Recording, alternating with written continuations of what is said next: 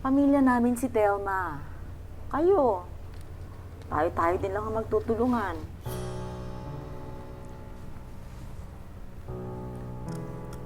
Yun nga palang nagastos sa libing.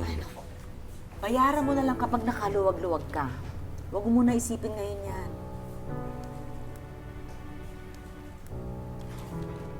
Anong plano mo ngayon, Miyong? Ikaw na lang mag-isa. Yung lupa niyo, binenta mo na. Paano ka magsasaka?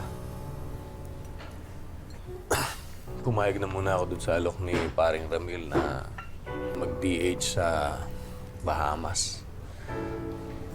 Malaki-laki rin naman yung kikitain ko dun. Bahamas?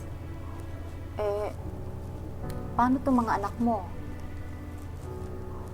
Tay, wala na ho talaga yung pakialam sa amin, ano? Iniwan na nga ho kami ni nanay, iwan niyo rin ho kami. Anak naman, ito na lang yung paraan para maitaguyod ko kayo eh.